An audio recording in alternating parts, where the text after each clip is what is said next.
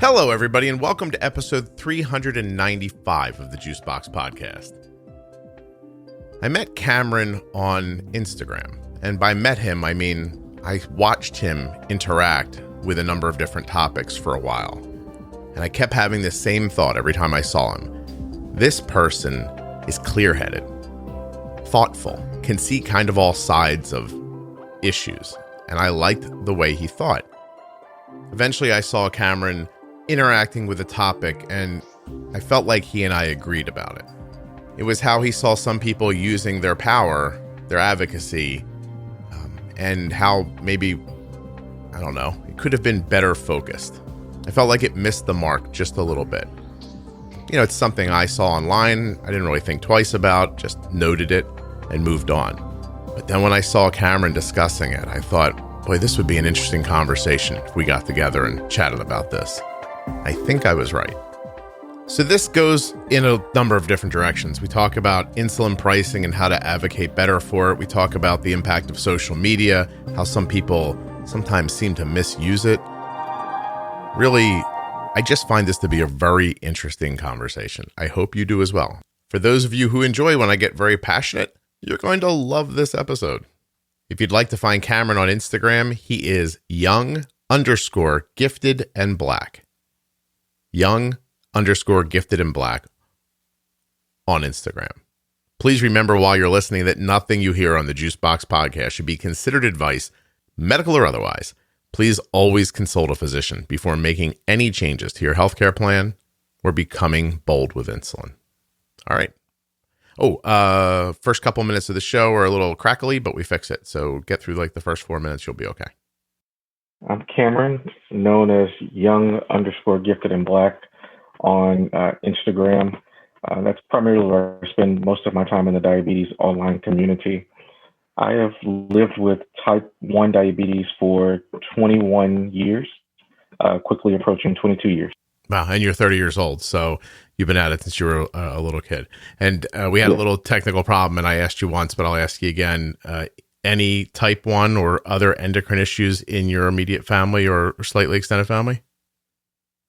Not type 1. We do have a few pre-diabetics and type 2 diabetics in my family, and also some hyperthyroidism that runs in my family. But I was the first one to be diagnosed with type 1 diabetes. First one to get the type 1. Well, the thyroid's obviously another endocrine issue. So, let's see, 21 years ago, what are we talking? Right around 2000, right? Exactly. Yeah. No kidding. What was it like growing up with type 1? It was all over the place, to be honest. I think I was diagnosed about a week prior to my sister's birthday. So she got bummed out and had to miss her birthday that year, unfortunately. But when I was diagnosed, I don't remember much other than the last meal that I ate prior to being diagnosed is this fast food restaurant called Captain D's. And so we had Captain D's in the South, and the next thing I remember is being rushed to the doctor's office, being told that I couldn't have candy, and my parents telling me that I playfully passed out from being told I couldn't eat candy anymore. and so that sort of started it all. And so we learned as much as we could in the hospital as they try to teach you sort of the ins and outs, and don't send you home until you can give yourself your shot. And I was someone at the time who was very much a needle phobe, had a phobia of needles. And so I struggled with giving myself shots for the longest time. And even when I got on an insulin pump a couple of years later, that was a struggle for me just because I was not a big needle person. But for most of my childhood, I pretty much hid my diabetes, or not necessarily hid it, but so much as ignored it as though it weren't a thing, because I really wanted to fit in with all the other kids. Although every time someone fell and scraped a knee or something, they would run to Cameron to say, "Can we check their blood sugar on your meter since it uses blood? And of course, the answer was always no. But that was pretty much the youth. I think for me, pump management became really what helped me a lot through childhood. When I was first diagnosed, my first pediatrician, actually, we found out later she would not give me access to things like an insulin pump or an insulin pens even. So we were using manual injections even when insulin pens were just coming to the market and starting to be more popular. But we later found out that it was only for her patients of color that she wasn't giving that access to. And so we quickly switched endocrinologist and got one of the best from Children's Hospital. And he quickly got me onto insulin pump therapy, and it helped my management so much, and so much more. And being able to do that, and he also put me in contact with this diabetes camp in Alabama called Camp Seal Harris. And so we went there a couple of times as a family, where I was able to meet other kids with T1D and sort of reshaped the way I lived with diabetes for a little while. And it was also the first time I met a juvenile type 2 diabetic was at that camp too. No kidding. Cameron, I want to stop you for a second for two reasons. One, I want to dig into what you said more, but the other is that I'm getting like an electrical sound from you, and I was wondering if we could disconnect for a second and just reconnect and see if that helps. Okay. It can. I'm going to try to connect on my phone and see if that works better. And that was going to be my next suggestion. Oh, that's so much better. I'm so happy. Perfect. All right. So if you're settled, Cameron, my question was going to be, I feel like, so Cameron, listen, I asked you about you and I told you who I am, and you may not know me because most people who come on this show have heard about it, listened to it, or helped by it, and they reach out, or even when I'm looking for people to be on, I'll put the word out. But you, I went and found you. You're an uncommon guest on the show because, let me see if I can make sense of this for you. I'm almost 50 years old. I'm old, okay? I'm only aware of social media because I have a popular podcast, and this is one of the things you do when you have a podcast. I had a blog before that and still do for over a decade. It was popular. And so I was on, Facebook and Twitter. Twitter used to be huge for diabetes. It isn't really anymore. It seems like that's kind of been taken over by Instagram. So I'm on the cusp of understanding, but you still understand that I'm an old man when I'm talking. Always keep that in the back of your head while we're speaking, okay? But I saw you on Instagram and I thought, this kid has about 3 people's worth of common sense. You just really seemed like a level-headed, thoughtful person to me. And it's why I reached out to you. So I think you're talking about in the healthcare of Black and brown people, implicit bias, right? Like there are some physicians that just look at you, see your skin, and say, oh, that person won't be able to figure this out, or they won't try hard enough, so it's not worth giving it to them. Or they have some sort of a preconceived notion that would stop them from giving you a better care. Was that what you were getting at when you said you couldn't get like pens or a pump? I definitely believe that's a part of it. We just noticed that for some reason, most of the, when you are diagnosed with as a diabetic, you spend a lot of time in waiting rooms with other patients, and you, as a kid, and as back then, social media wasn't as prevalent, and so parents were speaking with each other and talking to each other, and it quickly became apparent to us that all of the patients that were seeing that particular endocrinologist were of color were still using manual injections, even though we had all basically asked for insulin pumps, if we could discuss what an insulin pump therapy is, or even if we could use, back then pens were not a huge technology, but it was an improvement to using regular injections.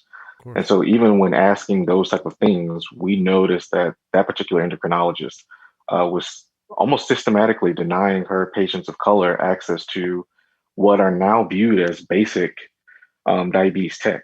I see. Everyone we know now has a pump or an insulin pen, and for some reason, that particular person, and keep in mind, this was in the South and in Alabama, but overall, there's there are health disparities among people of color in the system. For certain. No, I mean, it's obvious. I have to, again, I only can have on who I can have on. But I've spoken to enough people now who, who have said the same thing, enough to make it feel like it's, you know what I mean? Like one person says something, you go, oh, really? Maybe you saw it differently. But then, I don't know how many times you have to hear something before you think, yeah, that's what's going on there. It's obvious. And you saw it and your parents saw it, obviously, sitting in that doctor's office. And so it's unacceptable. Now, in that scenario, you move on, you go to somewhere else, you do better. You're not staying behind to fight. But you are taking your ability to use social media now and making, I wouldn't call you a combative person. You're just, again, like just a very common sense person. How much of what you're doing online do you think is informed by that experience that you had when you were little? I think quite a lot of it is informed by that experience. I'm someone who, and I know several people who have had to use access to insulin programs, who have had to petition and advocate on behalf of themselves to their doctors. And so a lot of that is really informed by my experience in navigating the healthcare system as a patient of 21 years who just so happens to be a person of color. Right. And so it's in my advocacy, my online advocacy, because I do partner with a few other nonprofits on the side.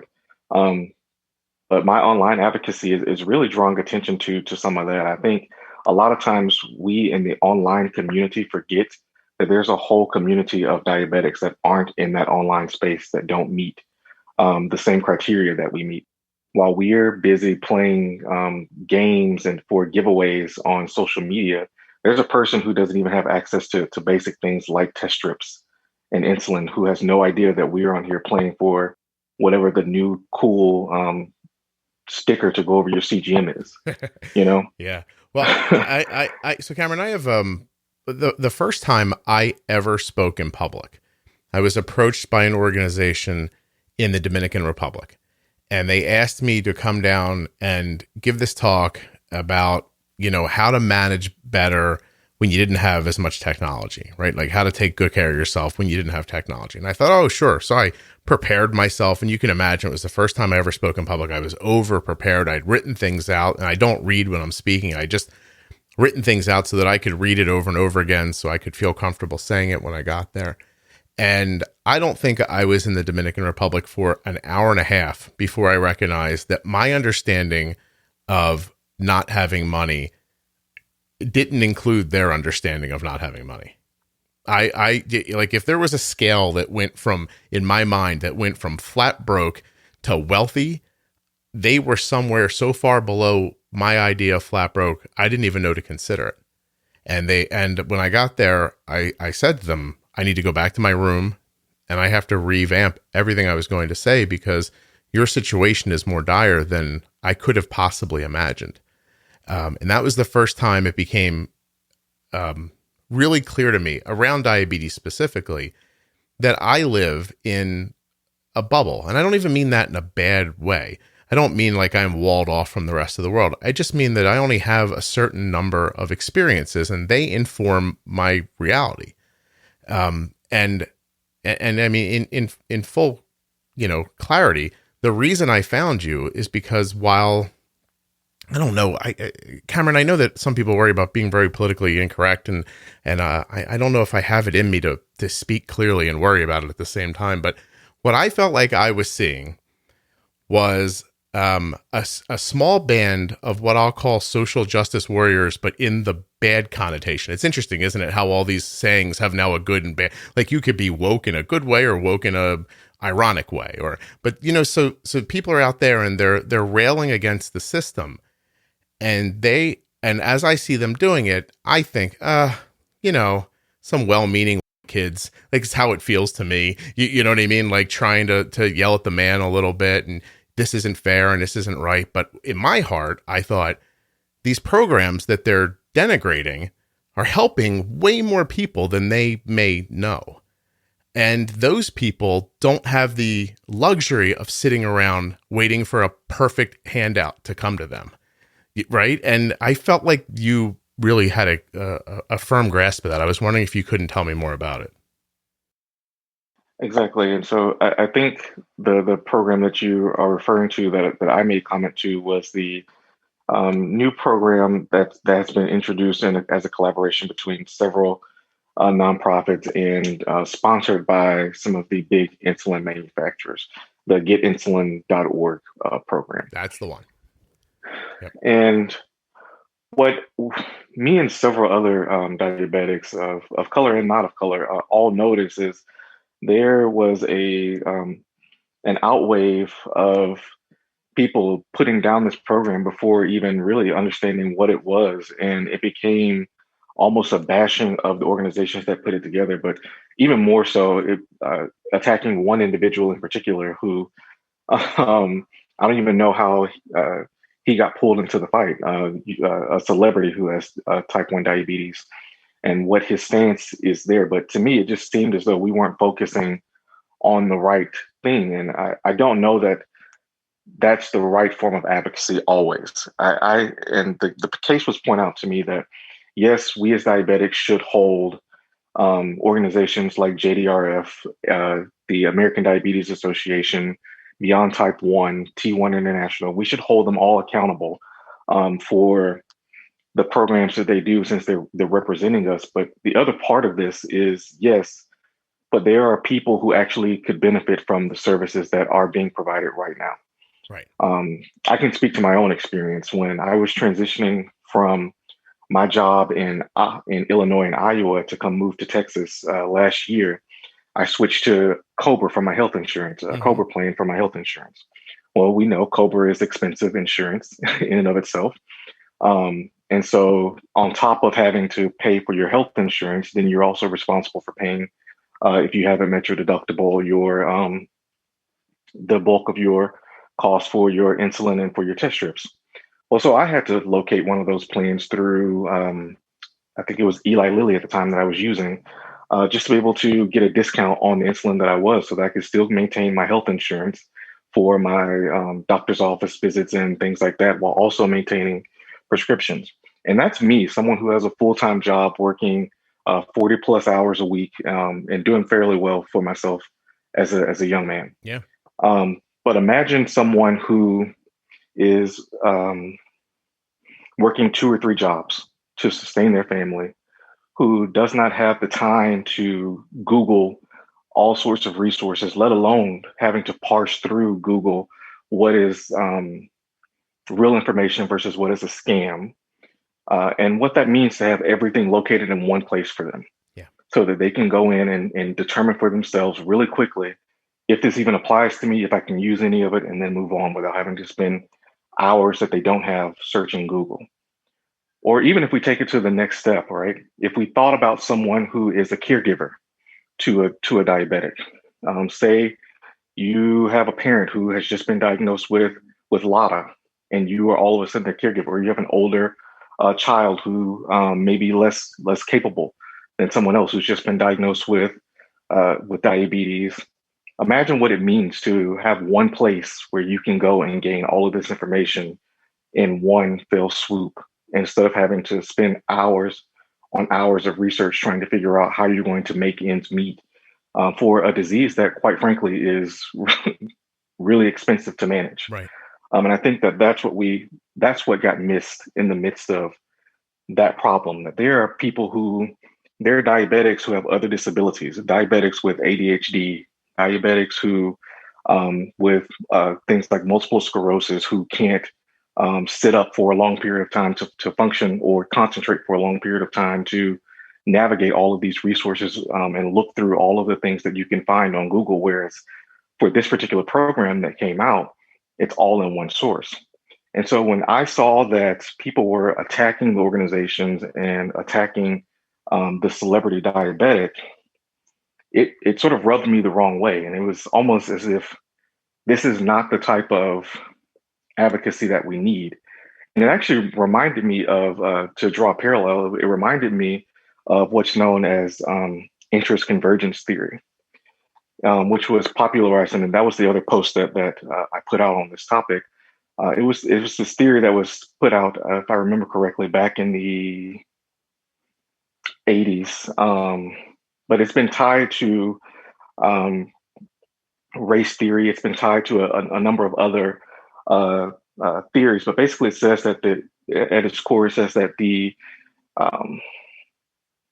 white people won't necessarily join in the fight for the needs of Black people until they are affected by the same things, right? And so if we both are experiencing a loss of cash flow, then we are more likely to rally together, right? And so when I was thinking about this, it was basically the same thing. They were arguing at this celebrity, but this celebrity is not navigating the needs of having to find diabetes supplies, not navigating the needs of trying to afford insulin. Neither were the big companies that they were arguing with. And so they're looking for our interests to converge when, quite frankly, they aren't. Yeah. They're not going to converge, at least not right now. And so that was the other thing that came to mind, that you're arguing at a group of people who have no reason to join your fight, when we can be doing something to actually help those people who need access to insulin get insulin. And Cameron, what it made me, and listen, not just in this scenario, to be clear, but in general when this happens, and the reason you don't hear this spoken about more is because if someone brings it up and wants to talk about it in what I think is a fairly centrist way, with what we're doing right now, is we don't really have a dog in this fight. We're just sort of talking about the topic. When you talk about it like that, if you misspeak a word, or even if you don't, someone will take a couple of words that you say, make it seem like you're horrible, and then we fall down the rabbit hole of cancel culture. You know what I mean? Which I think they used to call cyberbullying until you decided you were doing it for a good reason, and now all of a sudden it's okay. But what I think about when I see this, Cameron, you're going to get me all lit up. When I see this, is I think about what Barack Obama said recently about woke culture, and I actually pulled out the quote here. You know, this idea of purity, and you're never compromised, and you're always politically woke and all that stuff. You should get over that quickly. The world is messy. There are ambiguities. Yep. People who do really good stuff have flaws. Right. People who you are fighting may love their kids. And, you know, share certain things with you. And I think that one danger I see among young people, particularly on college campuses, Malia and I talk about this. Yara goes to school with my daughter. But I do get a sense sometimes now among certain young people, and this is accelerated by social media, there is this sense sometimes of the way of me making change is to be as judgmental as possible about other people. And that's enough. Like if I tweet or hashtag about how you didn't do something right or used the wrong verb, or then I can sit back and feel pretty good about myself because, man, you see how woke I was? I called you out. Let me get on TV, watch my show, watch Grownish. You know, that's not activism. That's not bringing about change. You know, if all you're doing is casting stones, you know, you're probably not going to get that far. That's easy to do. I can't agree with that enough. And you know, I see, like think about it. You're a person who has the time, you have the energy, you have the desire for something good to come from your effort, and you don't recognize that you're trying hard. Like, I get what those people are yelling about, right? On one level, they're upset that organizations take money from companies that make insulin. They're upset about that because they believe that insulin is overpriced. I get that. I see the through line there. That all makes sense to me. easily in a real conversation, I could say to you, if my organization is helping people with type 1 diabetes, does it matter where the money's coming from 100%? Because if the money doesn't come from the insulin manufacturers, it's not coming from somewhere else, right? Now, there's problems with that, obviously, and the world's not perfect. But what you forget while you're trying to make the world a perfect place is that there are still people who can't get insulin, and that's a big problem. So is fixing one problem at the cost of another problem, how is that the right answer? And I think the problem that we run into here is that there are no finite, definite answers to big issues. There's nuance, and social media does not allow for nuance. It allows for short declarative statements and get people riled up so they like your stuff. And I don't even want to talk about what that probably does to the person's psyche. They're probably like, oh, I'm doing a good thing. I'm doing a good thing. Someone else liked this. Someone else agreed with. Meanwhile, you're like a terrorist. Nobody could disagree with you if they wanted to. Because again, social media, what are we going to get into a deep conversation in a Facebook post? It's not going to work, But again, what gets lost, people who literally need the services, who don't have access to them, who, by the way, might not have a phone or a laptop like you do, who might not have the luxury of time in the middle of the day to look through things. Do you have any idea how many people, I know, Cameron, you probably don't listen to this show, but this show helps people in a massive way learn how to use their insulin in ways that decrease their variability and their A1C, improves their time in range. It makes their life better, gives them more sleep. It gives you all the things that come with really understanding how to use insulin, right? And yes. and that's, to me, a big deal. Now, I can't do that if I don't take ads, right? Because I'm a person and I have bills and I have responsibilities. And if you want me to put this much effort into this podcast, well, then I have to be able to pay my bills still. I can't, it would be nice. I'd love to live in a society where I could just do a nice thing for people and food would fall on my table and my house would stay warm, but that's not how that works. So I build up a listenership. I put some of my own free time into it in the beginning, right? Like I had to build something up, and then I had to have something valuable enough to go out to an advertiser and say, hey, these are how many people I can reach.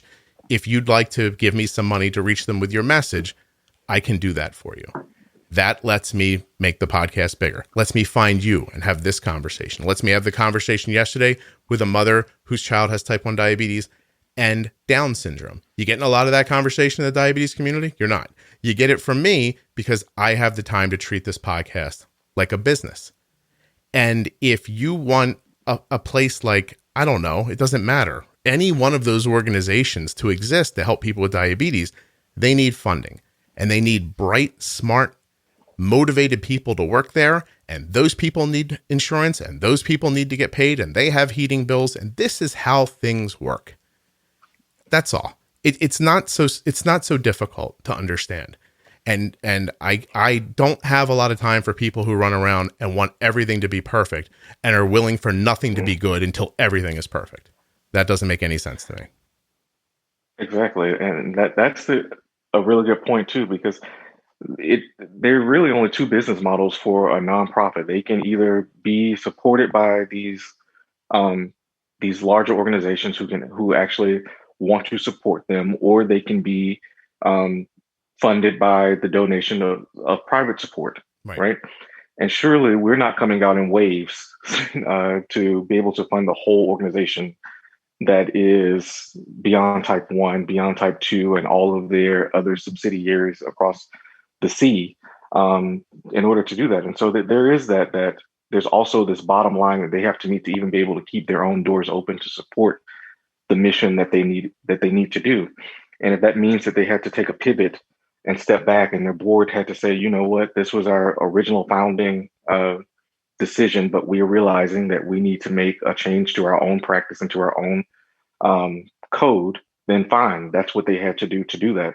And they're just like you said, they're still providing those resources to diabetics who often get lost in the background because we don't even think about them, who needed these resources. And I think the other piece of this that rubbed me a little bit the wrong way as well is we're in the midst of a pandemic. Tons of people have lost jobs throughout this pandemic, and loved ones. And so that's a whole heck of another cost to or barrier to the access of insulin for a lot of people. And again, those diabetics were lost because they're not in the diabetes online community. They don't really have time or the knowledge that it even exists. I mean, even those of us who are there already, we will tell you, many of us who are in the diabetes online community right now will tell you we didn't even know this was a thing until just about 6 or 12 months ago, right? So imagine someone who doesn't have access, trying to figure these things out. It's been a problem. And I think that, I'm sorry, it's been a problem forever. Yeah. I met a woman named Cherise Shockley 15 years ago. I don't know if you know her, but she has diabetes and she's been in this space for a ton of time. And she would beat into my head and anybody that would listen. There are so many more people offline than online. We're not reaching them. You have to reach them. It's why I go out and speak at JDRF events, because I reach people who wouldn't find this podcast. It is not, Cameron, because I enjoy flying to Oklahoma in an airplane from New Jersey. That is not why. It's because I get there and there are 400 or 500 people who would never hear this podcast before. I can tell them what I think about using insulin. They could take that or leave it. But if they take it, they might end up being better off. Those are people who were never going to get reached otherwise. And I really, again, I'd have to thank Cherise because she was from the middle of the country. She was from a part of the country I'm not from. My bubble, I'm from the East Coast. Where I live, everyone has a computer. Everyone has the internet. Cameron, I could probably get an HD movie to you with my internet connection in about 3 minutes, right? I am using lightning fast internet speed. I have a computer that I'm recording on and a television I'm looking at my notes on. That's not everyone's life. And I, bless her for saying that to me, because I never would have thought that before. And I'm doing my best to reach them. This new technology is a little more accessible for people. You know, being able to podcast to somebody is definitely different. But then you have to have stability over time. And what do I, and why, and what do I mean by that and why? What I mean by that is, and Cameron, you're a young man, okay? But it's too easy to be famous now. And I mean that because there's no vetting process. So anybody who can put an account together or buy a microphone can suddenly broadcast their voice out into the world, right? And I think that's amazing. And I think it's wonderful. But what you lose is the vetting process. You lose young Cameron, 17 years old in high school, says, I think I want to be on the radio one day. Then young Cameron has to get into a college to go to a broadcasting school to learn about communications. And then he's got to see if he's got a vibe for it, if he's good at it. Does he speak and people listen? Can he put a coherent sentence together? Is he in all the time? Then he's got to get out of college. He's got to get a job. It's going to be in a little market where nobody's listening. He's going to have to do a good job. People are going to have to vibe with him. He'll move up. He gets vetted at every step of the way until he can broadcast his voice out to the whole state or the whole region or the whole country or the whole world. It takes you 20 years to do that, right? But now I can just go, Instagram, cool. And now I'm talking to people. All right. And so you're not vetted in any way. Not to say that you need to be to speak your mind. I think that's fine. But from the other person's perspective, the person onlooking, everything looks legitimate now. Do you know what I mean? You get a nice logo, some good graphics, you're good at picking out fonts, you take some well-lit photographs, and you could be Kim Kardashian as easily as Kim Kardashian could be Kim Kardashian. Or my podcast looks just as legitimate as another podcast that no one listens to. And you can't tell. It's a storefront. They got a nice sign, good lighting, and there's a nice mannequin in the window with a good handbag on it. This must be a ladies' clothing store. That's that. But you don't know what's inside. You don't know what it took to get there. You don't know the intention of the people inside. And nobody gets weeded out anymore. And so everybody's voice is bouncing around. And here's the thing about people. And everyone believes in themselves. They believe in their thoughts. And that's good. I talk about this on the podcast a lot. If everybody was always second guessing each other, we'd all just be a neurotic bundle of like goo on the floor, right? Like you have to believe in yourself. But think about that away from this idea. When we see people in the streets fighting over race, there isn't one side of the street who thinks I'm doing the wrong thing and one side of the street that thinks I'm doing the right thing. Everyone thinks they're doing the right thing. Now, obviously, reasonable people can step back and see the difference, right? But the people who are being unreasonable, they don't know they're being unreasonable. They genuinely believe they're fighting for something very important. And that in such big ideas as race or why would anyone stand up and say after George Floyd is dead, why would anybody stand up and go, I don't know, I think it's reasonable he put his knee on his neck like that? Who would do that? It's a person who has a stake in some other thing. It doesn't matter what that stake is, but they start defending it. And you don't realize until you really step back that everybody wants to be on a team. We're just wired that way. You can't be an Eagles fan and a Giants fan. That's unreasonable. Why not? I don't know. You just can't be. Well, sure you could be. You know, like, why can't I see something horrible happen in the world and see the nuance in it instead of just picking some headline side? You know what I mean? Like, why can't we all just think a little bit and be clear and notice that our words and this fight that we're putting up, it's probably hurting more people than it's helping. I don't know, man. The world can't be what everyone wants it to be. There's 8 billion people on the planet almost. We all can't make it the way we want it to be. But now suddenly we can all tell everybody it's not right. And it's never going to be right. Exactly, Scott. Yeah, I'm sorry, Cameron. I told you, man. You get it. I'm sorry. No problem. No, I was just going to say really quickly, and that's the whole point of it. I think we tend to treat everything as though it's so black and white. But my significant other is a psychologist at a federal prison, and one of the things that she constantly reminds me of is there's no you did this crime or you didn't do this crime, and so you get here. There's a whole slew of gray that leads to whether a person gets convicted and what that means for their sentencing and their mental health and everything else down the line. And that's the same case here. Like, there's no black or white, right or wrong answer. There's a whole slew of gray in the middle of this. And that gray is unfortunately the people who get passed over a lot of the time. Yeah. And it's unfortunate. Well, we're not actually fixing anything. We're just picking a side that people can agree with. That's all. Or that you can't, that somebody on my side can't argue with, right? Like, listen, go back to the insulin thing again. You don't think I couldn't sit here for an hour and make an impassionate speech about why insulin's overpriced? Of course I could. I could 100%. And I may even feel that way.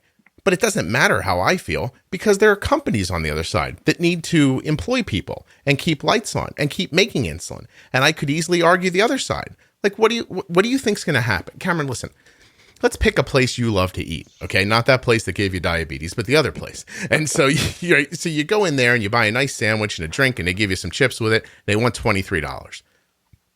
Well, you sit down and you go, I don't know, there's $4 worth of meat here and 50 cents worth of bread and 20. This is only worth $6. What's your play here?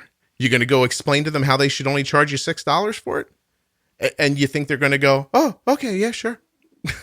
Yeah, no problem. I don't need money. I'm fine. That's great. Or you're making too much profit. Well, who's to say? And then you can make the argument, well, it's insulin, right? That's different. It keeps people alive.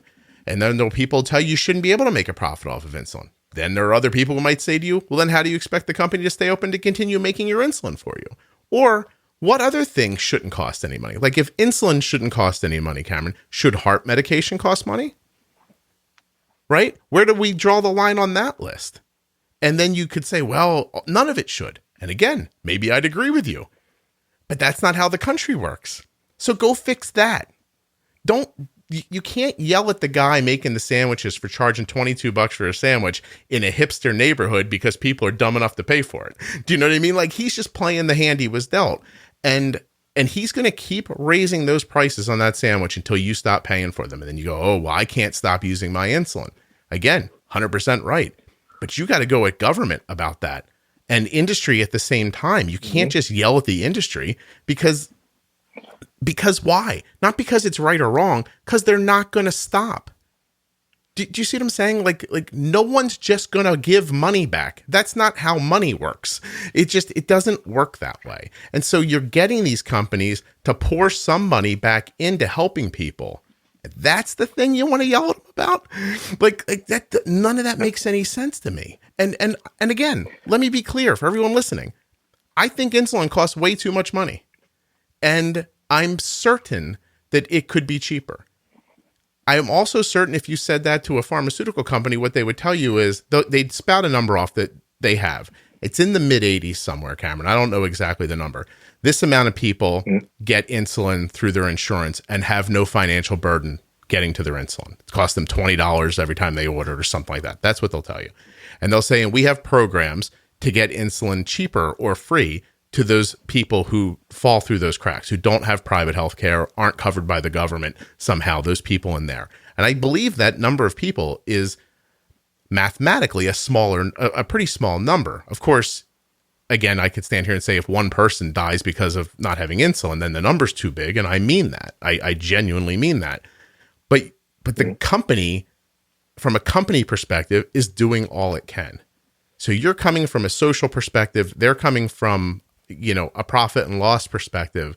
You're not having the same argument. And to act like you are is silly. I just think that I think that change happens from within. And I don't understand thinking that standing outside yelling is going to do much more than raise awareness. And it will. But even at that, what kind of awareness is it? If you have 1,000 followers on Instagram, how many people do you think actually see your picture? Definitely not all 1,000. No, 100% not. So, and even if you have a little echo chamber of people who agree with you, and this one's got 600, and this one's got 1,000, and this one's got a podcast that 5 people listen to, and this one's got a podcast that 50 people listen to, you're not reaching enough people to impact anything. And the thing you're not recognizing that the rest of the world thinks is there's still only a small percentage of people paying attention. Do you have any idea how many people who are going to listen to this episode don't know what the hell we're talking about? Exactly. Most of them. And I mean, to even go off of that, what also made me think about was we weren't advocating in the right way. What made the civil rights movement of the 60s so successful, and if you really study Dr. King, you'll realize that he was a master strategist of realizing that you have to really hype up the media in order to draw attention in. Mm-hmm. And so there were plenty of cities that called him in to do a march. And if there was no press there, he would turn right back around and leave that city. Yeah. And go to a place where they could get the news. And one of the biggest showcases of this is actually my hometown, Birmingham, Alabama. Yeah. A lot of people don't know this about Birmingham, but Birmingham was supposed to be the Atlanta of the South. The original Atlanta airport, the Hart-Jackson Field airport was supposed to be built in Birmingham. The investors who were going to build it in Birmingham pulled out of Birmingham because of what they saw in the media about the Birmingham bus boycotts and the Birmingham riots. And so what made that successful was a number of things. They brought in the media. He utilized the media, and he also realized that he needed to advocate to the government. Mm-hmm. And I don't think that we've made that connection yet. We need to get a better showcase of what insulin means out there in the media. I mean, we've had a few documentaries here like Diabetes Rising and things like that, but that was on public broadcasting station. Not many people watch that as their daily television in the era of Netflix and Hulu and everything else, right? Yeah. And then the other part of this is our government officials. I've been working with a nonprofit here in Texas to really plan out what our game plan will be to advocate to our legislatures here in Texas. In Texas, our legislators meet for 5 months every 2 years. So for only 5 months, every 2 years, we have a really short window to get in front of them and say, this is what we need. This is what we need you all to pass. This is our game plan. This is why insulin is important for every diabetic and why you all need to allow others to be able to get into this space to actually make insulin to diversify the field. Because right now, insulin is basically a monopoly. Yeah. We talk about, you hear in the news, the conversation about Facebook and Google and some of the other digital companies, Amazon, and how they are operating in a monopoly. Insulin is in the same category. I mean, it's operating in a monopoly. There are only three to four manufacturers who make all the different brands of insulin while there's no diversity in the market. Well, imagine if we petitioned all of our government officials to see this as an issue. If we got media behind us to show that people are actually dying from access to insulin, and that a lot of people don't even know that there are different types of insulin. And I think that's what struck me. Yeah. I'm a part of a group on Instagram called the Diet Crew. And one of the things that we try to do is provide information and advice as we can about our own personal diabetes to people who may need it. And one of our members actually does a lot to know all of the resources in his region. And so he was contacted by someone who was still using the old R insulin that you know, back in the day when you got insulin, you actually had to roll it up to mix it and get the right mix of insulin with cloudy insulin or regular insulin. She was still using that type of insulin and did not know that there were other types like Novolog and Humalog U200 and all of these other things. And she couldn't even get access. She was worried because she couldn't get access to her normal insulin anymore, and didn't even know that these other things, these new forms of insulin were available to her. And so, like you said, there's so many nuances to this conversation. Yeah. There is the white coat syndrome, where we know that people who are less educated are less likely to ask their doctors questions. And so if you're undereducated or less educated, you're less likely to actually advocate for yourself to your doctor or even question what they're telling you. It's a huge thing. And so those things were, I'm sorry? No, I'm sorry. It's a huge problem, and it's not easily fixable. And I didn't mean to cut you off. I just was trying to kind of chime in for a second. But since I cut you off, it's a big thing that we talk about on the podcast all the time. I'm always telling people, like, I know you were raised, right, to listen to cops and teachers and doctors and just believe that they intrinsically know something that you don't know about the world, but you have to ask why when they say no. And that's almost impossible for a large segment of the population. And whether they're well educated or not, some people just can't brusque at authority at all. They have no ability to do it. And it's not even a shortcoming. They're wired that way. You know, I'm sorry. Exactly. Yeah. Well, yeah. And that becomes another barrier in and of itself to insulin. So many diabetics don't even see an endocrinologist. And so they struggle with getting the prescriptions filled. Yes. And so I think that we just, what I saw on Instagram, and I looked on Twitter, I try to stay away from the diabetes online community on Twitter because sometimes it becomes too much to me. But I looked on Twitter, and what I saw it did not rub me in the right way. When I think about all of these people who are affected in many different ways across the spectrum that is diabetes. I don't understand it's my way or the highway in any situation. So, like, you know, I see people will advocate for specific ways of eating, and you're like, okay, well, thanks for letting me know about the way you eat, and I appreciate you showing me how well it goes, and thanks, I know now. That's all you can do is educate a person, right? When they start badgering and yelling and making these like you know, scary statements to people, like, you're going to kill yourself. I'm like, all right, you said it already, man. Like, calm down. You know, like freedom is important, by the way. And I don't know if everyone understands freedom, but once you make one tiny slice off of freedom, it's not freedom anymore. It stops being freedom the minute you limit one person. That's it. It stops being freedom then.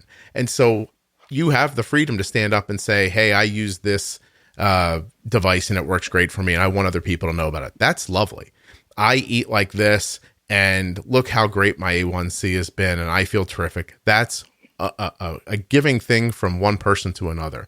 When you start badgering people, and when you start scaring them, and when you start making them feel like if they should deign to disagree with you out loud, you will gather up 5 and 10 of your friends to attack them back so hard that you cancel them, right? That you shut them down, keep them from speaking their words. You just did the same damn thing to them that you didn't want them to do to you. And I don't understand how we all don't see that. And I don't understand how people want to even be involved in it. And it fries my mind. These people that you're talking about, and by extension, the people they're nice people. Like, I don't know everybody. Mm-hmm. Dude, I got like 10,000 people following me on Instagram. I don't know them. There are hundreds of thousands of people listening to this podcast. I don't know them, but they keep coming back and they share the show with other people, and I appreciate that, right? Mm-hmm. And I wish I could know them all.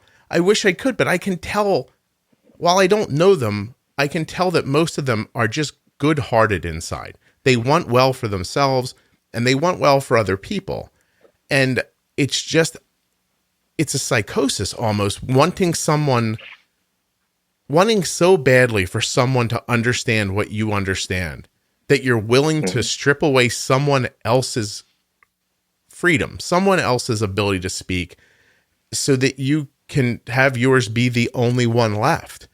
I mean, it reminds me very much of, I don't know how much people paid attention, but during the aftermath, when George Floyd was killed, there was a group of people, and I don't know the political background of it. I really don't know who did what, but a small band of people overtook a number of blocks, I think, of Portland, Oregon. Does that ring true with you? Like, that makes sense that I might be right about that? Yeah, I think I heard something about Portland. Yeah, so they maybe I'm wrong about the place, but a small band of people took over a few blocks. They basically just took it for themselves and drove everyone else out.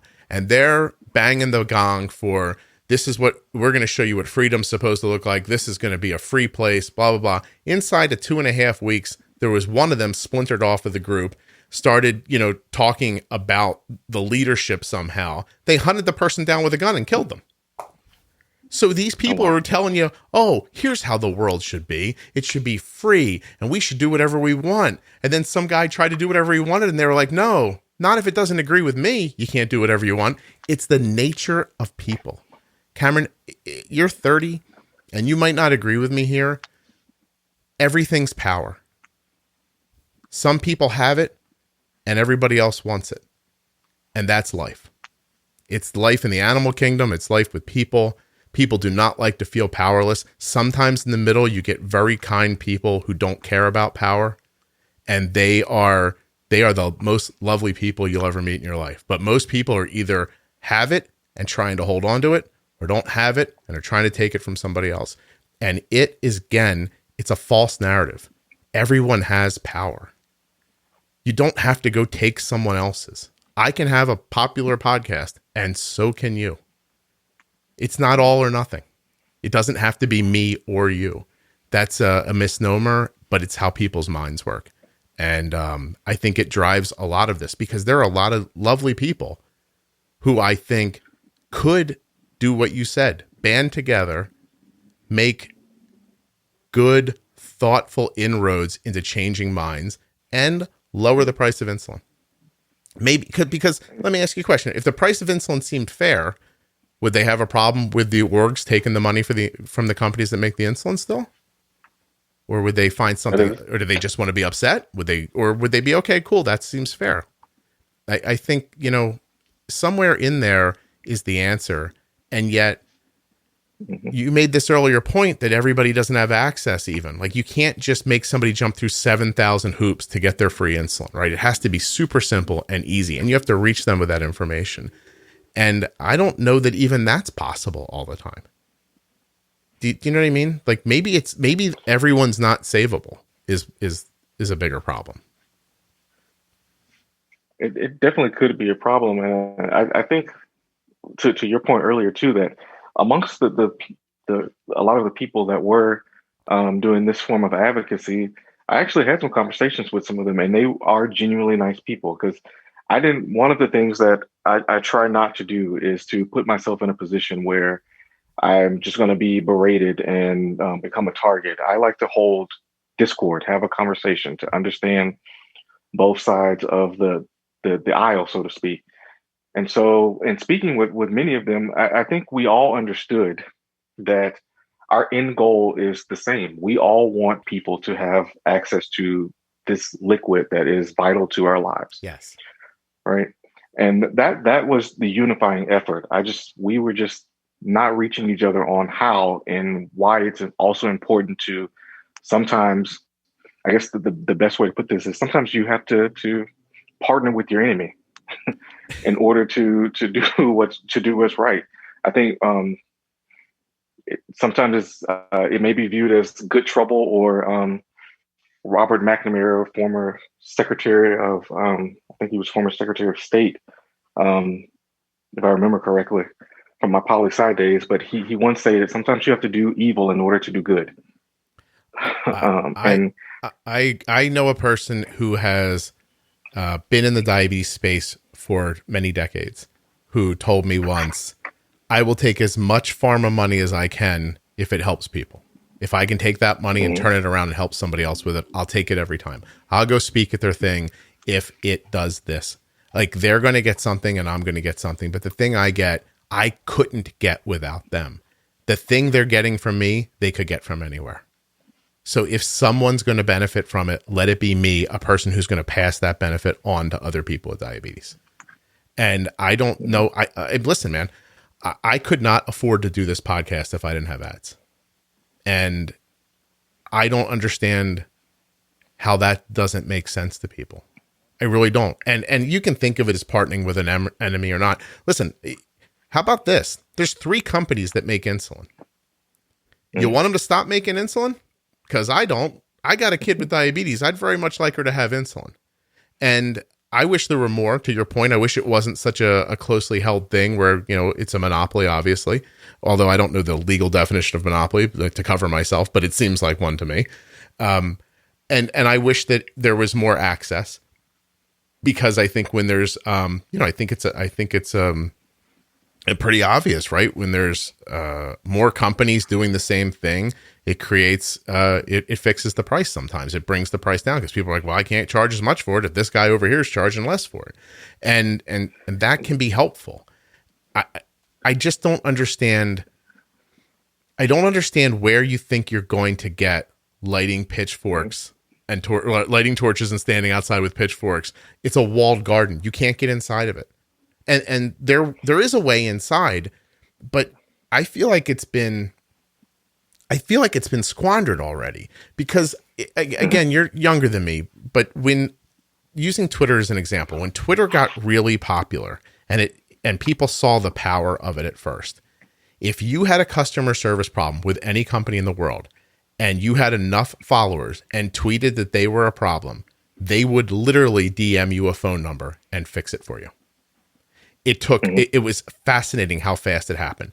And they'd say, look, we'll fix this for you. Will you take that tweet down? That was always the agreement. And people knew it and they pushed like that. And people still think that's how it works, except companies caught on that your tweet doesn't really reach anybody, and that they could ignore 999 of them for the one that was going to go viral. And now you're yelling into the wind again, because they know they don't have to be scared. To be perfectly honest, all of this pressure only has the power of how the person on the other side feels it. And so it's a little like, what's that fable about? It's the boy who cried wolf, right? Like you can't just keep screaming and expect that you're going to get the same return every time. It's, you know what I mean? Exactly. Like, it's just white noise at some point. It is just white noise. And even so, even in the screaming, there's not clarity to the screaming either. We say access to insulin. Well, I mean, you could argue that there is access to insulin. Everyone who can squander up the money to go buy insulin can have access to insulin. And I think that's what also gets lost in the overarching conversation too. It's not just access to insulin. It's what if there were an equitable price for every country for insulin, right? Mm-hmm. What if the price for insulin in America went down, but the price for insulin in Canada and in Europe went up by a small increase? to sort of level the playing ground for everyone. Mm-hmm. That would be huge for a lot of people in this country. And so I think sometimes too, in our advocacy, specifically for diabetes supplies and access to diabetes supplies, we don't often think about the big picture and what those things mean. And we don't have a concise message and one that's easily understood. Access can mean anything. Yeah. But affordability is a completely different conversation. And a tiered conversation, because everyone's level of affordability is different. I actually think of one of the things that I see insulin advocates do that I think is counterproductive to what they want it to be is they have insurance, right? And they have their bill in front of them. And I don't know, I'm making up a number. Look, I bought 3 months worth of insulin. It was $11,943. And they take a picture of it and put it online.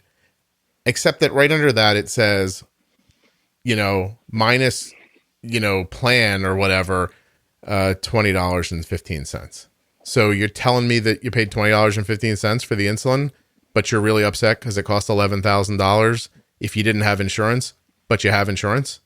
Because that's where that argument falls apart to the people you're trying to make the point to. Because I'm not saying it's not a reasonable thing to understand, or that it's crazy that the, pharma company jacks the price up of the insulin to $11,000 because of some thing that they've got going on with the insurance company that you and I don't understand completely.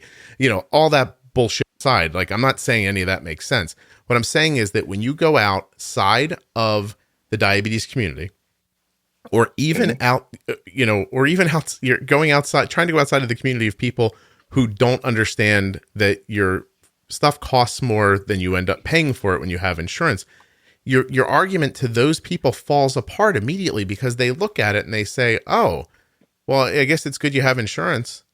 And then it stops being impactful to them. Now, if you really had to pay $11,000 a month for insulin, well, now you got an argument. You know what I mean? But it's a false narrative. And to your point earlier, if you're not saying the right things, you're not going to make any headway. You have to say things that actually are meaningful, that resonate. You can't just say things that look shocking or look good in a tweet or something like that. It actually has to be meaningful, because when someone else takes it in, they go, no, that doesn't make any sense to me. It's you see it in politics all the time, right? They set up this narrative about a person, and you hear about it for weeks and months, like, oh, this guy's an idiot, or he can't talk, or whatever. And then one day you flip the television on and there he is, and you're like, well, he seems to be pretty bright and he's speaking fine. Huh. I guess that wasn't true. And then your brain lets go of it. And all that point that was trying to be made to you about this person being inarticulate or whatever, whatever, your brain lets go of it right away, and you go, oh, that wasn't true. And now not only do you not believe that this person's not a good choice, but you now believe that everybody who told you that they weren't maybe is suspect. And I just think that that's another thing that doesn't make sense to me. Pretending that saying, look what I would have paid if I didn't have insurance, but you do have insurance. So I don't understand the argument. Find a person who doesn't have insurance. Show me what they had to pay, or that they didn't have insulin because they couldn't afford it. That's your argument right there. Not this. This is show. I don't know if you agree with that, but it's always struck me as very strange. Yeah, I definitely agree with that. And I mean, and to be honest, the insurance companies are more so part of the problem than the actual manufacturers to me. I can give you countless stories of people who I've spoken with who have, and you probably have some of your own, who have spent time crying on the phone with insurance companies trying to figure out why my benefits moved this to pharmacy and this to durable medical equipment. And so, yeah, I'm that insurance piece is definitely important. I think that a lot of people try to show the retail price of insulin, but that's not what you actually pay. You're paying what is paid after your insurance contributes. Right. And based on the deal that your insurance has with those companies, then that's what you're paying. Yes. And so, yeah, there was some false narrative going around in that as well. And I think, again, that was just another instance of how the person who can't afford insulin got lost in the story. I'm sorry. I didn't mean to cut you off. Go ahead, please. No, I was finished. The person who can't afford insulin is nowhere to be found in that story because they're overshadowed by this one post about the retail price of insulin when you're actually only paying a couple $100s a month. Yeah. And so I'm going to make a point that's going to sound a little defeatist for a second, but I might just not be smart enough to figure out the rest of it. But there is the government, and the government makes the rules, right? And then there's the insurance company who takes advantage of those rules. And then there's the pharma company who takes advantage of the rules. Everybody's trying to do the best they can with the rules that are in place. Then there's you at the bottom. You just trying to get insulin, test strips, whatever you need. So the problem is the rules. Okay. Well, then you think, okay, well, that's simple. We'll change the rules. Except the politicians make the rules. And the insurance company and the pharma company are very likely impacting what the politicians are doing. Right? So they're making donations to campaigns, or they're supporting people. It keeps everybody keeping the rules in a way where everybody can make money off of it. And you are left the only person in this country who's supposed to have power in this scenario. And you are the only person who does not have power in this scenario. And you can say, well, oh, just vote them out. But the next guy's going to come in. The next girl's going to come in, and then they're going to get a nice donation to their reelection campaign. And then you can say, well, okay, well, obviously, what's the real problem then, Cameron? Term limits is the real problem, right? If people were only going to go in and do their job for a couple of years and then could never run again, well, then they'd go in and do good work. You think, until all of a sudden somebody leans on somebody a little bit. You know what I mean? And people, there's all levels of people, man. Like, you don't think a politician's never walked down a hallway and heard a whisper come out of a corner, you better vote this way? And then there's a little, I know where your parents live, that kind of a thing. You don't think the world works that way? That's how the world works, my friend. And so, like, not everybody's out there with their Instagram account trying to do the right damn thing. There are a lot of people who see money and want to keep money. It's power. And they're not going to give your money back because you're going to die. They don't care that much.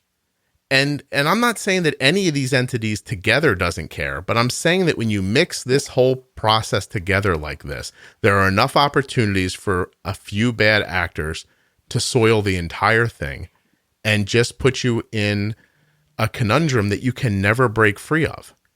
And we think we're going to fix that by stopping some people who need insulin support from getting it because we're going to shut down Beyond Type 1 or the JDRF or whoever else. Like, that's the way you're going to fix this problem? That doesn't fix anything. It makes more problems. That's all. And maybe this problem's not fixable, my friend.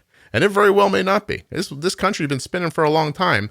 And I think the ironic thing is, now that I'm older, I can see this. It's a funny thing you can't see when you're younger, is that when I see somebody 30 years old yelling about what's wrong with the world, I think to myself, yeah, I already knew that. And every generation figures it out as they come up. It's almost like you ever meet a guy 27 goes, oh, I had a baby. Everything changed. I understand better now. Like, yeah, that happens to everybody. Like, I'm glad today's your awakening day, my friend, but the rest of the world has known about this already. And that's what this problem is. And yet you could make a tiered argument that this might be one of the best governments that's ever existed on the face of the planet. And look at all the problems it has. Exactly. And I definitely want to, I definitely agree with most of that. And to me, the real heroes and the real advocates are those who are finding ways to get insulin to people who need it. And there are several people out there who are doing that. I just so happened to come across one guy who lives in Canada and is willing, if you know anyone who needs insulin, he's willing to try to ship them insulin from Canada where it's much cheaper to get it. I'm not going to call his name on the air, but those people who are doing that, to me, those are the real heroes and the real advocates, because they're making the change. Yeah. And impacting real people who need real help. And so I believe in that so thoroughly, man. I really do. It's when I started this podcast is almost, it's going to start its 7th year in January. And I don't mean 7th season. Like, wow. I put 10 out a year. Like, I put 2 out a week. This thing's been up it's going on 7 years. And my entire goal when I started was that I felt like I had a process in place where if you followed it, and it was very easy to understand and kind of implement, If you followed it, your A1C is in the sixes. It just is. And if you really understand the things that I talk about here with how I handle my daughter, no diet restrictions, by the way. You can get it. My daughter's A1C has been in the fives for like 6.5 years. It just stays there. I just know how to put her A1C there. And I think other people can learn how to do it too. So that was my goal, right? Is to explain how I manage my daughter in a way that people could hear, take or leave if they wanted to, but at least they knew. And that resolved my guilt. Do you know what I mean? For having this information, and I wanted to share it. I still feel that way. I don't understand knowing something like this and not telling somebody else about it. It seems wrong to me. And so I think the idea is that then I have people come along and go, oh, you can't do that. You can't tell people how to pre-bolus. That's dangerous. And I'm like, well, what? Like, you mean they just shouldn't know how? I'm not telling them what to do. I'm telling them, look, I bet you didn't know when you put insulin and it doesn't start working right away. And, if you use a certain amount of time and not to go into it all, but my point is that the machine that was the diabetes community disagrees overall that I talk about stuff like this. And I have millions of downloads that tell you that this is what people want to hear about. Right. Mm-hmm. And I just watched this space for so long say safe, banal things to each other. Like, oh, it's, just basic baseline stuff that anybody would know to say to each other. Like, hey, it's just a number, keep going. That's great. Doesn't help me. Like, it helps me in the moment, doesn't help me big picture. You know what I mean? Like, you're not alone. Mm-hmm. Great. I'm not alone. I'm still on the floor. My blood sugar's 35 and I'm scraping to get to a juice box. I feel pretty alone. What I'd like to know is, how do I not get my blood sugar 35? Happens to me 4 times a month. Like, that to me is helping people.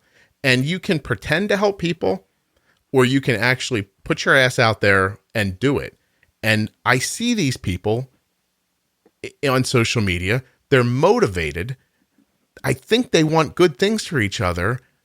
I don't understand why they pick a team and act like that team's the only team. We could talk about this for 10 years.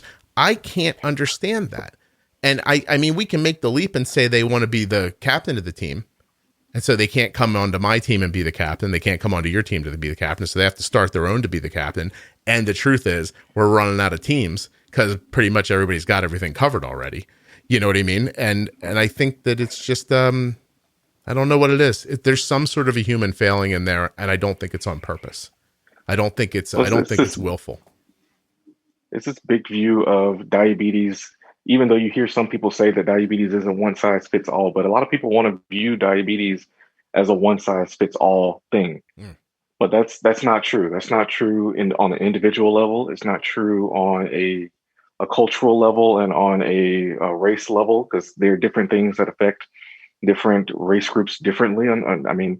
I was not until my 20s and finally had my second endocrinologist of color before I realized that for me as an African-American male, A1C is not the biggest number that I should be focusing on.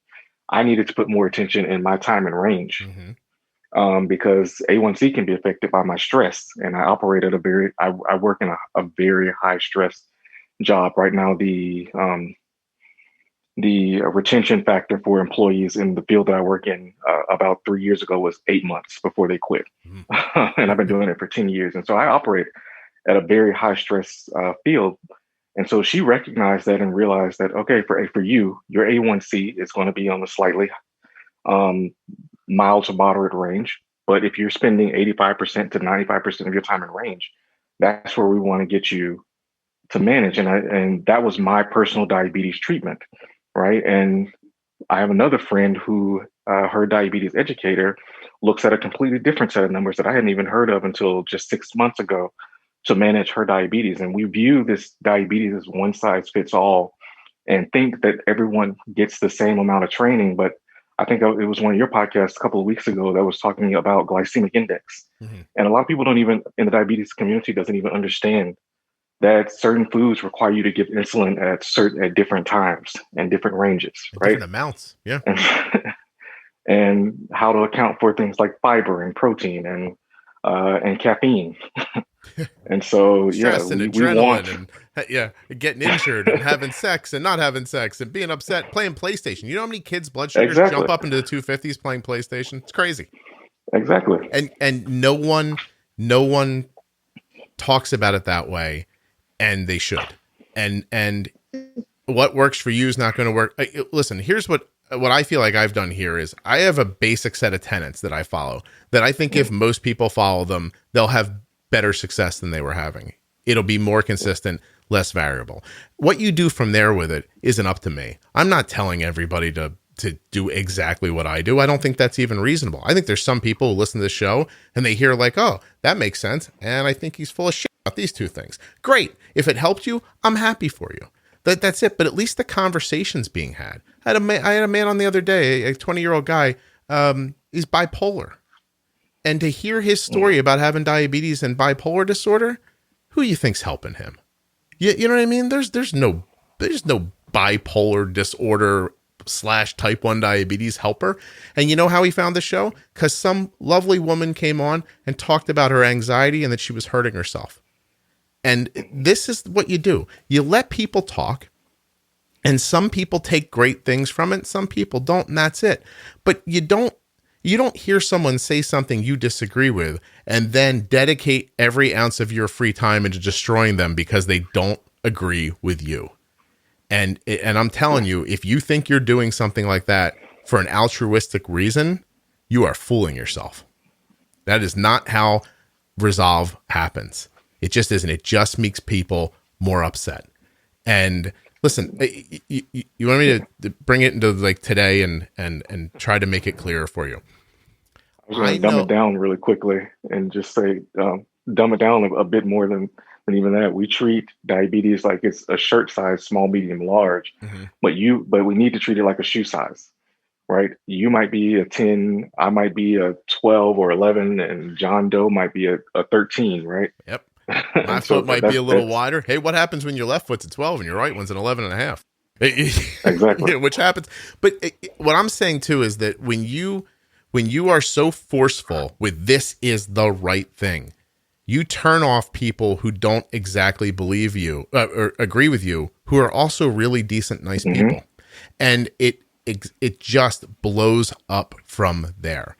Listen, I know a police officer who's been a police officer for 3 decades and is about one of the most lovely people I've ever met in my entire life. And he attaches his worth in this world to how he helps other people. And so if he flips on the news and hears people say something like he shouldn't have money to do his job with, he doesn't hear the nuance of their conversation. He hears, I gave my whole life to this. What are you doing? I've never been anything but a good person. I've helped so many people, I can't remember them all. I've lost so much time with my own family. My wife worries about me when I'm gone. My children worry about me when I'm gone. I worry about myself. I've heard stories of his life that are absolutely frightening. He's done heroic things that I would have run the other way from, Cameron, and you may have too. You know what I mean? And yet the person saying that other thing is making a really valuable point.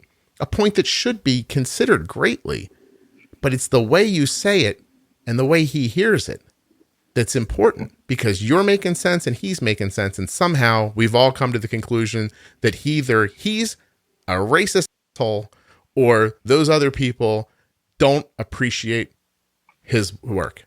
None of that's true. None of that is true.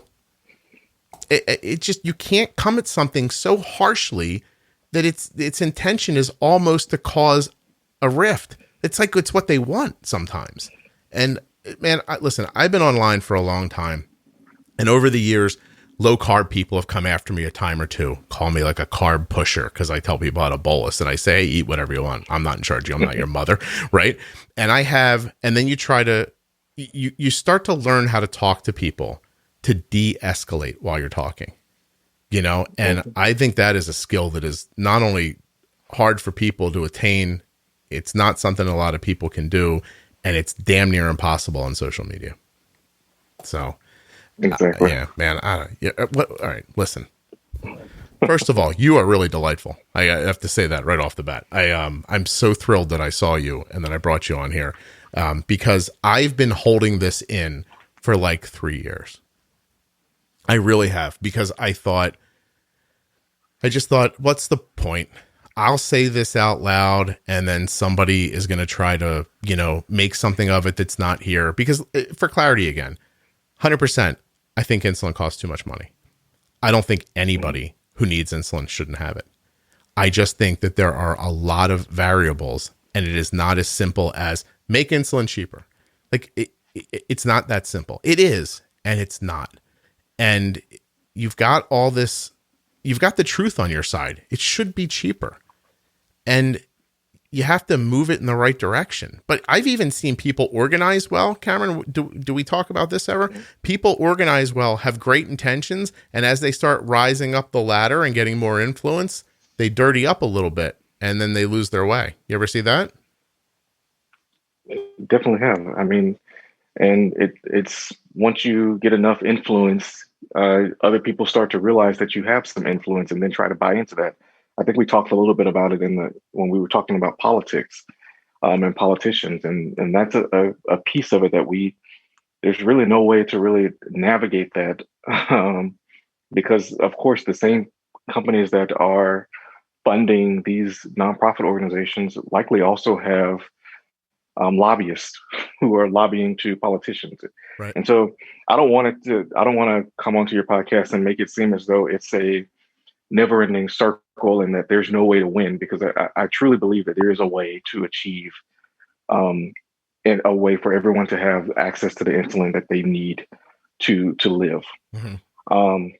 But on some levels, there are, like we keep saying, there are so many nuances and so many gray areas, so many different calculations that we can't and we won't accomplish just by going and attacking things on our social media.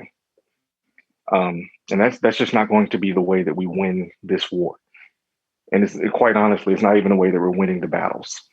Well, I think the thing that gets lost, if you could see behind that wall, right, of where those people are who you're trying to impact, that, and I don't, it's funny because I don't agree with this. I just understand that it exists. So let me say that before I start. But, what do they say? If you're, well, what's that thing? If you're not a Democrat when you're younger, you're not something. And if you're not a Republican by the time you're something age, you're not paying attention or something like that. There's some saying about that. And what I think is that younger people have the grace that comes with having not had to get a mortgage on a home yet. Or, Cameron, it is impossible to describe what it feels like to get up on a Wednesday morning when it's raining outside, when you're 43 years old and you've been doing this thing for 25 years and you're just tired and you don't want to do it today, but you do it anyway. You know what I mean? Like there's something that comes with that. And it does make you more physically conservative in your head a little bit. It just does. It moves you in that direction. I happen to hold very tightly to my social liberal ideas. I think they're very important. I don't imagine me changing throughout my entire life. But at the same time, there are things about freedom and money that I might feel a little more conservative to people about. In the end, I just think I'm a very kind of centrist person. I think I have views that kind of swing in different directions. I think of them as common sense views. It's the best I can do, right? But you need young people who are full of ideology to fight these fights, because they're the ones who can really swing it in another way. And I think they can, and I think they will. But you have to pay attention to history. What do I mean by that? If the people who grew up in the 60s, the hippies of the 60s, right? They didn't change the world the way they thought they were going to. I actually think, I'm not sure, Donald Trump might be one of those people from that era who grew up in that space, right? He certainly doesn't strike me as a hippie. So you have to understand that you have a finite amount of time to get out there and be young and make change. But young people think older people are going to do it. And older people know they're not going to do it. And they also know that younger people aren't going to follow through. And that's how you get caught in that quagmire. And it just, so when you're out there and you're banging your pots and pans and you're yelling and screaming, everything you're saying is 100% right and 100% legitimate. And absolutely the world would be a better place if you did it. The people behind the wall, they're laughing. They're like, idealists. They'll grow out of that.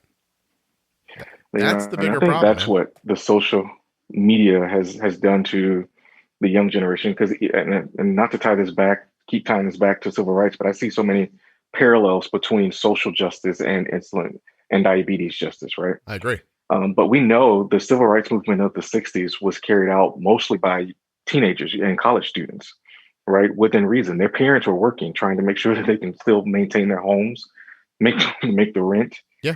And quite honestly, in many cases, afford the bail for their children who were being in prison over protesting. And so it was up to these younger people to carry the torch and to really make the change. Now, were there some older people who were sort of enabling them? Yes. But we know most of the groundwork was done by the Student Nonviolent Coordinating Committee, right? Yeah. All people in the early 20s. And that's going to be the same case here. But I think what has triggered now is we think that we can accomplish the same groundwork that was accomplished in those movements in the 60s and in the 70s through social media posting. And like That's you mentioned earlier, the algorithms aren't going to, I'm sorry, what'd you say? That's not the same hard work. That's not walking over the bridge in Selma. Yeah. You know what I mean? It's not. Yeah. Exactly. It's not going to accomplish the same thing.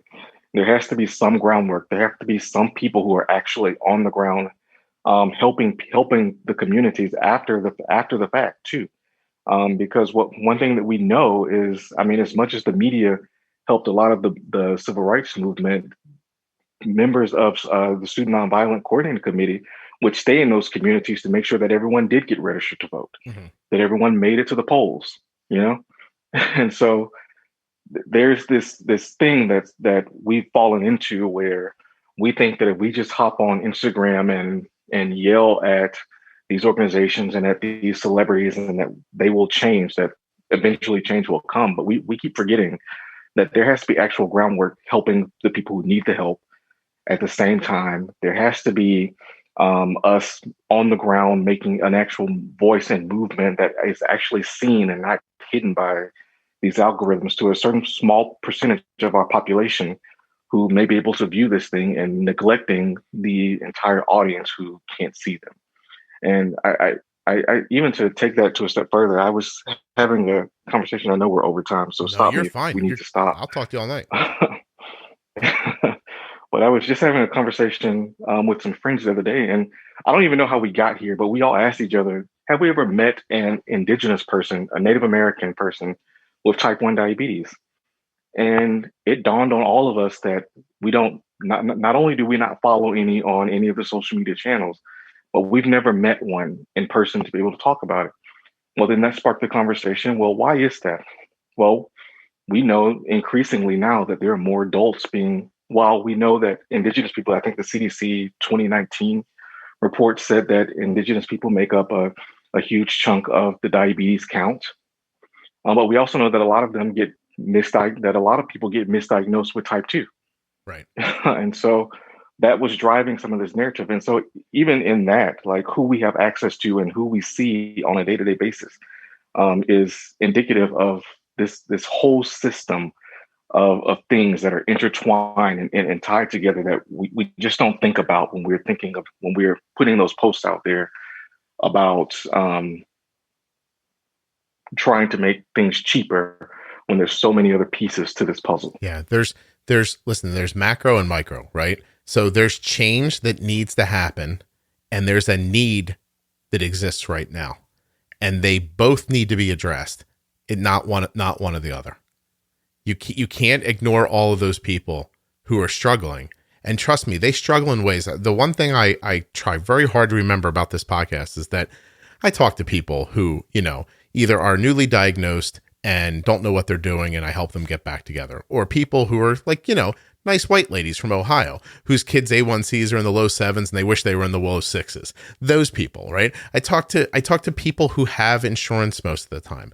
And fair enough, that's most people, honestly. But there's the other people, their struggles are so much different than, I wish I didn't have so many alarms overnight for my CGM. Can you tell me how to keep my can you help me with my basal to keep my blood sugar more stable? Like, that's very important. I'm not mocking that. But I met a woman in the Dominican Republic whose 13-year-old son died of complications of type 1 diabetes. And the doctor said, you would have thought he was 75 years old because he just got diabetes when he was like 6 and they just never did anything. That was it. It was his lot in life to die early. And that was that, because that's the best they could do. I guarantee you, and I guarantee you growing up, how many people in your family said, oh, Cameron has the sugars? How many times you hear that in your life? Right? I've heard it a couple times. Yeah, I bet you did. And that even is like, we could say like, oh, it's, it's cultural, but that's a nice way of saying that people, that black people get diabetes and expect their lives to be shorter. That's not okay. Hey, how's that okay? I don't know how much of this show you've heard, but Anthony Anderson was on here it's probably been years ago now. I don't even remember. And he talked about his father growing up in the South with type 2 and how his expectation was he just wasn't going to get to live as long as everybody else. And that was that. I don't understand that we don't feel like that's something that could be addressed right now today.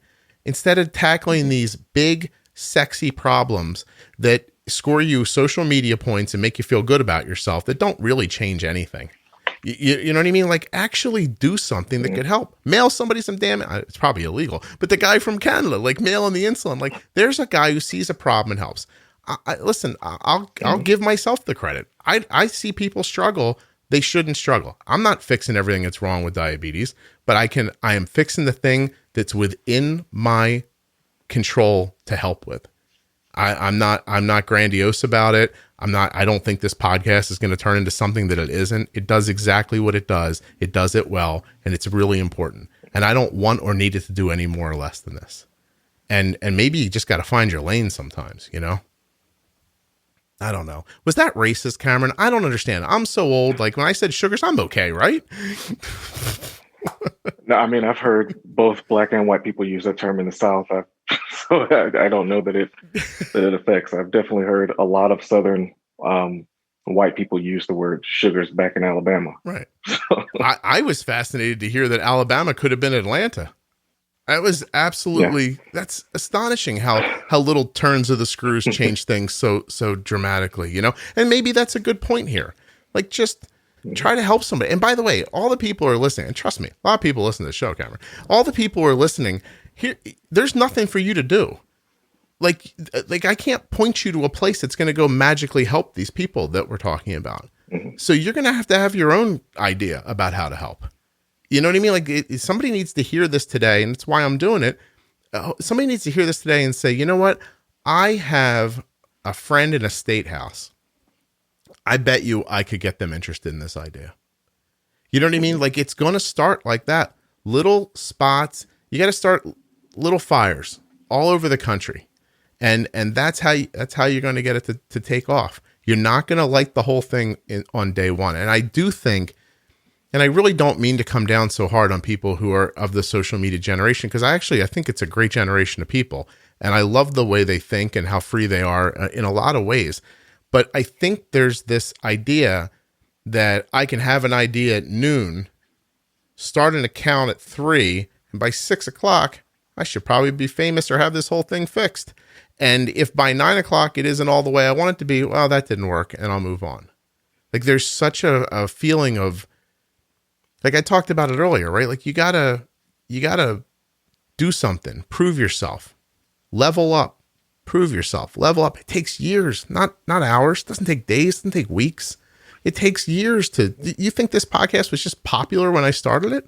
I killed myself to get it to where it is now. Seriously. And so you got to get out there and do little things that are hard, and hopefully you can build them into something else and help another person. And maybe that person will get on their feet and help somebody else. Listen, you want to hear how liberals think. That's what I believe. You know what I mean? Start little, build, help people up so they can help somebody else up. It's the only way it's going to work. I don't know. I don't understand. People think they're going to show up and talk a pharma company into losing $1 billion next year. You're not thinking, there's a difference between right and what's going to happen. Cameron, exactly. What have we not said here? It feels like a lot has been said.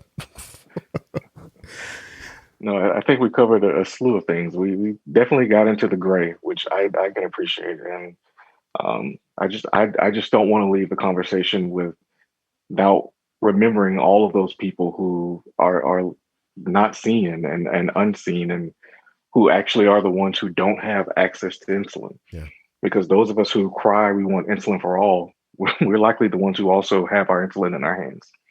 And so just remembering all of those other voices that are not on social media, who don't have time to do countless Google searches and to sit down, or may not even have access to the internet. I think that's something that we didn't even really understand until just recently in the pandemic, where schools had to start parking buses around their neighborhoods with Wi-Fi hotspots, just so kids could have access to their insulin, to their not access to insulin, access to internet to be able to do their schoolwork. And so we just remembering all of those people who don't have access to things that we call basic diabetes care, who got left out in all of this messaging and all of this so-called advocacy that we just didn't even think about. And it breaks my heart, because there are people who are literally actually dying while we are trying to yell on social media when we could have just given someone a spare vial of insulin. And that's the fact of the matter. What do you think? Maybe you don't have a thought about it, but what do you think people could do right now, immediately, to help? I think one thing that we could do to help is to start partnering with some of our local community nonprofits. There are tons of local diabetes nonprofits that need assistance in helping with their populations and the populations that they serve. I think that one thing that I see a lot on a lot of the Facebook groups is, I have these old sensors or these old test strips. What can I do with them? Take them to some of those nonprofits. Take them to your doctor's office. Take them to free clinics in your area, because those are all places that can give those supplies out legally to other diabetics and people who actually need them, and people who need access to those supplies, right? Yeah. Or even if you're changing insulin from, say, Humalog to Novolog, and you're not going to use that extra Humalog, think about that when you are giving that away. I think when we think about the online and the social media space, think about who's actually in the crowd that you're speaking to, and who's on the panels, these Instagram lives, these Zoom panels, these Facebook Live and YouTube Live meetings, or even like you're doing now with this podcast. Who are you bringing on as the guest? Bring on more people of color, more low-income people, and more people who are just underrepresented in this in what has become this diabetes online community, so that they can talk more about the problems that affect them. Particularly Black women are a voice that is trying to forge their way right now in the diabetes space, because they have a much higher rate of being misdiagnosed and mistreated by doctors. And so think about bringing them in, because they can speak more to those stories. I think you mentioned Charisse earlier. She's an excellent one. Yeah. To think about in that space. And those are just some quick ideas, but I think ultimately we're going to have to start thinking about the bigger picture, and not just these snapshots of insulin is high in cost. Let's yell to try to bring it down. We need to think about an actual strategy of how we can mobilize and how we can tell the story of Jane Doe and John Doe who actually don't have access to this life-saving liquid that they need to survive, and who don't even understand that there are differences in the types of insulin available. Yeah. I would say too, not let your voice be squelched. I think that listen, you're not, the person listening doesn't have a multi-billion-dollar acting career, right? You can say what you think, and if 3 or 4 people come at you on social media, screw them. You know what I mean? Like, just don't worry about it. It doesn't exist. It only exists. They're just talking to each other. Cameron started to say something earlier, and I cut him off. But the algorithms that feed you your information on Instagram and Twitter or not Twitter, but Facebook, these algorithms are made to keep you upset. So it just feeds you stuff that makes you upset. And so if you come out and say something completely reasonable, Cameron has said 50 reasonable things here today. I think I may have as well. And I think that if you listen to it in context and straight through, you'll hear people who just, would like people to put their efforts into good positive things that help other people. Don't lose sight of the forest for the trees, that kind of stuff. But someone's going to be mad about this. And we're going to just have to let them be mad. And you can't stop saying what you think is right. And by the way, maybe they shouldn't either. Maybe they have to keep saying what they think is right. But I can't keep watching it happen and not say anything because it's normalizing it.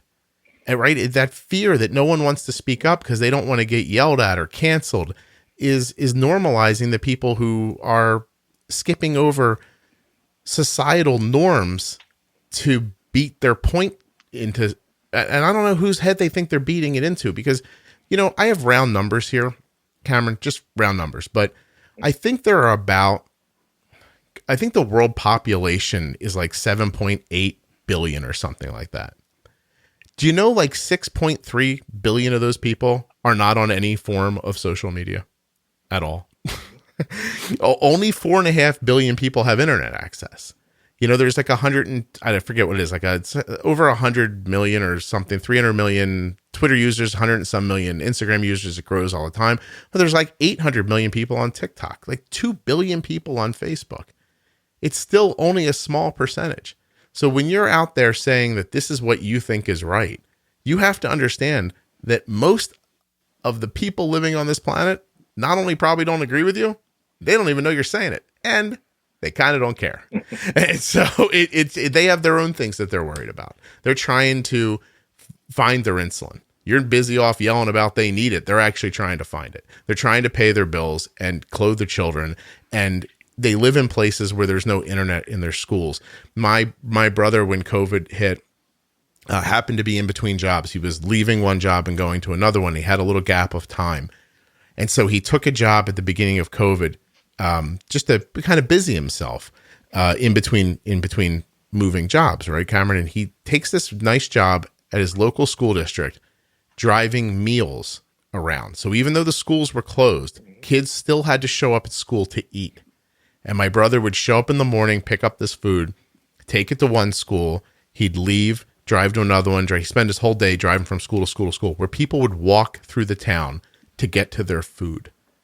And he said that by the time it was time for him to quit that job and go back to, his real line of work, he said he wished he could afford to keep taking those kids those lunches. He wanted to keep doing that. He did not have any meaningful idea that he lived near so many people who couldn't give their kids breakfast. And I just think that we lose track that social media has a way of making it feel like this is the whole world. And when 3 people tweet at you, it feels like the whole world hates you, but it's 3 people. And if I told you that 3 people didn't agree with you, or forget 3 people, Cameron, if I told you there were 1,000 people in the world who didn't agree with you, you'd believe that, right? I definitely believe that. You're damn right you would. Wouldn't stop you from saying what you think, though, would it? No. But online it does. 10 people tweet at us and we're like, oh my God, I'm a pariah. I have to stop. And that's it. And then they're just, it's a socially acceptable form of bullying for some reason. So I say, screw that. Let's just do this, Cameron. I'll blow up my podcast right here. How's that sound? And the truth is, I don't think I have. I think that all we've said is I think what we said is common sense things. I think we're brought to it because of what we saw. But I think that this is a group of people who are not, I don't think the people listening to this podcast are on Instagram or TikTok or something overall. I think there are a lot of people who are, but I don't think most of them are. And I'm doing this hoping that you people listening have some real inroads to places that have change, that need, that can make change, whether it's a congressman, a senator, something like that. If you have that kind of power, I implore you to use it. I don't have that kind of power. All I have is the power to bring you something I saw on online, and someone like Cameron, who's just very well spoken about it and really understands it from what I think is a well-earned perspective. You okay, man? Exactly. Did I talk too much? You all right? I am. No, I agree with so much of what's just said, and I don't even know that we don't all have that power as much as we don't realize how much of it we could be utilizing in different ways. One of the first things I did when I moved to another state is I call my representatives. Call me a nerd, call me whatever you want. I have a degree in political science, but I called right when I moved to Texas. I called my state and local. I apologize about that. You were just saying that as you moved to Texas, you called your representatives. Yeah, I think that's something that I do when I move, and I don't know that everyone can take time out of their day to do that, but those of us who can and who actually want to be involved in this fight. One of the first things I did when I moved to a different state, I've now lived in Alabama, North Carolina, Illinois, and Iowa, coincidentally at the same time, and now Texas. And I called my representatives as soon as I got here, just to introduce myself to their offices, to let them know who I was, what type of constituent I am, and what my issues are, and just to get my foot in the door so that they know that throughout the course of the year, I'm going to be hounding them to hold them accountable for these things. And I think going back to your question, what could we be doing? Even small things like that. Just letting your local, particularly your local officials and your federal officials know who you are, and that you have a cause that is important to you. And that's one small thing that takes maybe 5 minutes for those of us who are privileged enough to have a phone to call our representatives, to get in and just introduce yourself to their office so that they know their constituents. And so even the small things like who has the power, many of us who have a cell phone and are privileged enough to do that can make that small step if you're looking to get into the space of becoming a true advocate for diabetes. I think that the people who need that help the most are the least paid attention to by the people who can help them. And so they need an advocate. Mm-hmm. They need someone to stand up and say, you're not paying attention to this problem, and it's a huge problem. You can't just ignore this over and over again. You have to do something here. And it takes not just one or two, but everyone listening to call and say, that, to make those kind of overtures, and to realize that you're not as much going to be fighting for yourself as you are going to be fighting for someone else. But don't fight for that person in a way they don't need you to do it. That's always, you know what I mean? You ever, guy needs to get out of the rain. Don't offer him a sandwich. This is what I think you need, and is very different from what really has to happen. And understanding all the intricacies of a number of the things that we spoke about here today it is helpful, so that your effort doesn't just get pushed into you just keep banging your head into a brick wall. And maybe, just maybe, some of these larger organizations have an infrastructure that allows them to understand these things. Maybe they're making decisions you don't understand as an outsider that might be the way things are done. And you can argue that the way things are done aren't right, and I probably would agree with that, but they are still the way things are done. And you have to, I think you have to, I just think change comes from within. It really does. I don't think you can impact things this big from the outside unless you have a massive amount of money, and then that money really just buys you access, and then technically you're inside once you make the change. So you're sticking up for people who can't afford things. There's not going to be an outpouring of cash to do it with, and I think it's I do agree with you. I don't want to feel cynical about it. I don't want to give people the idea they shouldn't try, because I don't believe that's true. But you do have to understand the reality of what it is you're trying to do. You can't show up at a, I don't know, I wouldn't run, Cameron, because that seems sad, but I know people do run for fun. Like they go to like marathons, right? You can't show up at your first marathon, have it be 25 miles and, expect that it's going to take 15 minutes. And then when it doesn't take 15 minutes, go, I guess I don't run a marathon anymore. Like this is a marathon. This is something that takes effort and it takes time. You're not going to fix it right away. That's for certain. I appreciate you doing this very much. I know that I reached out to you and you had no idea who I was. I don't believe, and that I was as shot out of a cannon in my message to you as I may have been today while I was talking, which I imagine could have probably did scare the hell out of you and make you not want to do it. But I feel very passionately about a number of these topics. So I thank you.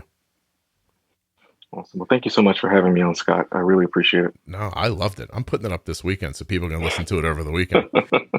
I want to make sure about your handle again. And it is young_gifted_and black, and is AND.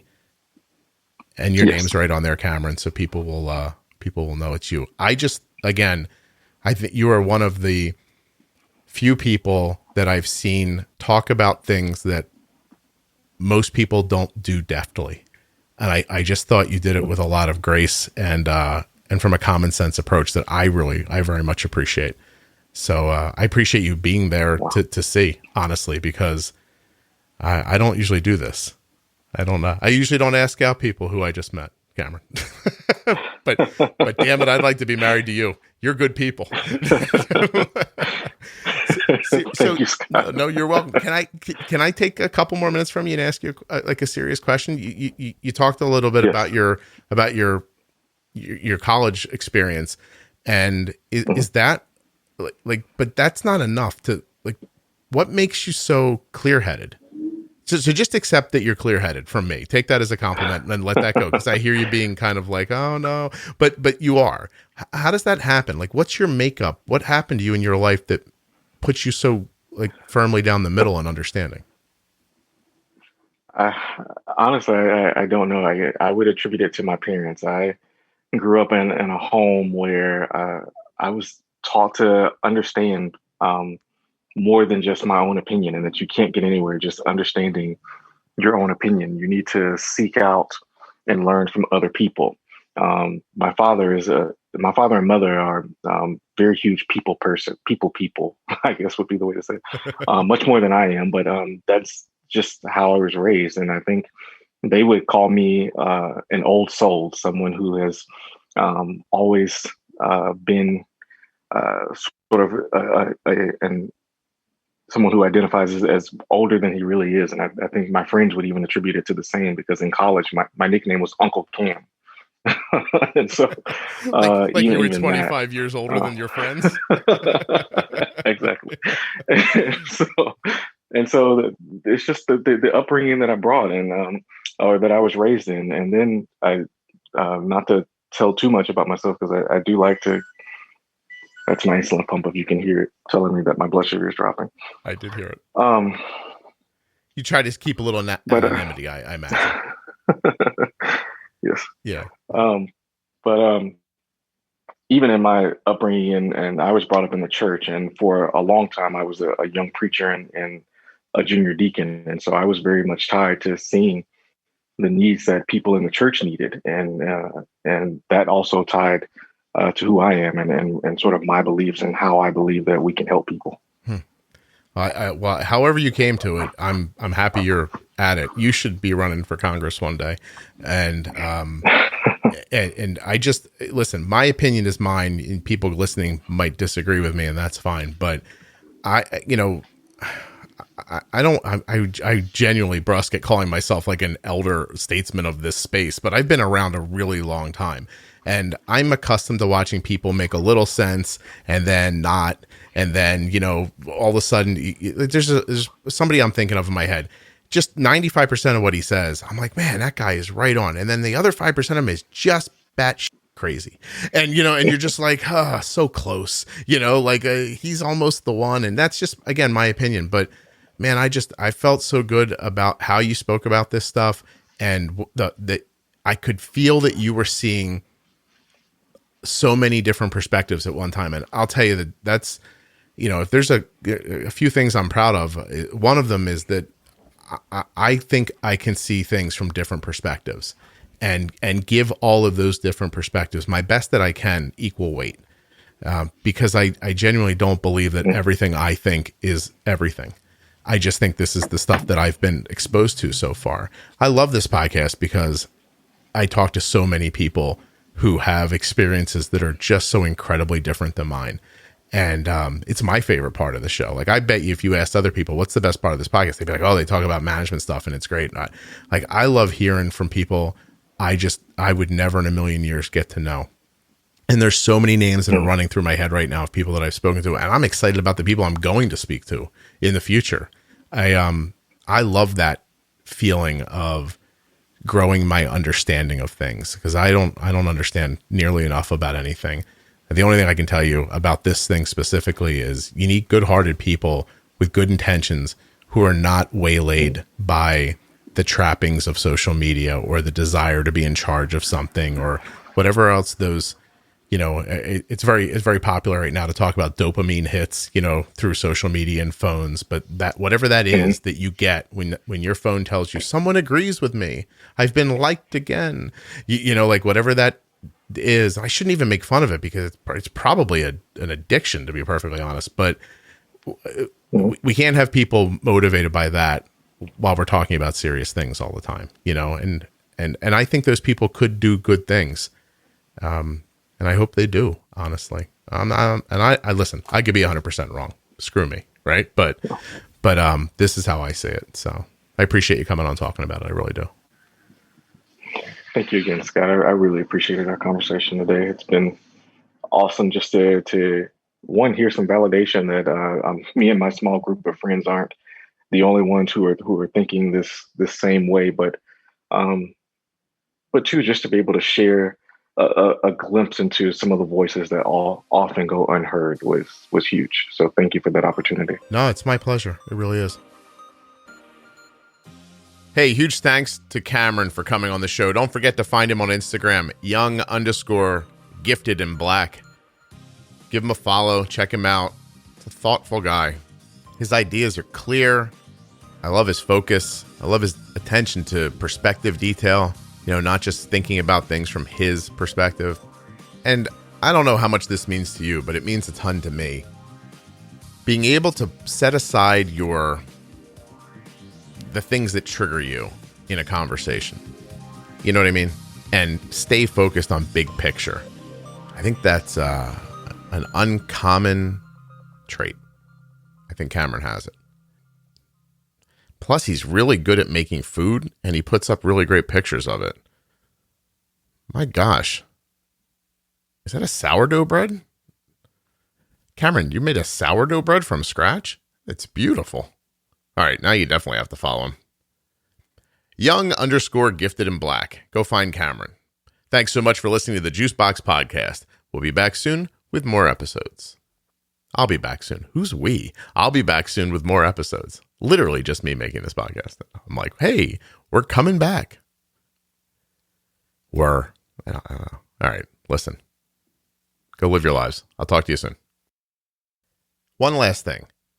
If anything you heard here today kind of lit a fire under you and you have access, I know I said it in the podcast episode, but if you have access to people that can make change around anything that helps people with diabetes, test strips, insulin access, insulin pricing, meters, things that people need. If you know a congressman, a state senator, anyone with that kind of power, if you know people who can shine a light on this stuff, that act of explaining this to them could be your advocacy. You could help like that. Certainly better than ranting and raving about it on Facebook. Small, meaningful acts, not huge, splashy things that you think are exciting or, hashtags. I'm I'm going to rant and rave about somebody. I'm going to cut somebody down here, prove to everybody how much they're not doing. That's not how these things work. That's how people make a name for themselves online. It's not how change occurs. Change occurs from within.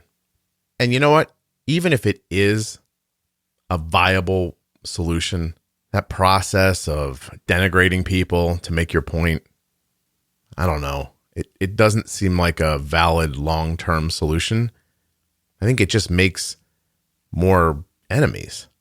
And I think it's incredibly odd to want to create combat between people who are all trying to help other people with type 1 diabetes. How did that happen? How is there a civil war? Everyone wants the same thing. Work together. Why are you busy fighting with each other? It's meaningless. It's a waste of time. It's not going to get anybody anywhere. There's a civil way to do things, and it's important to do things civilly. Again, that is really just my opinion. I guess you could do whatever you want.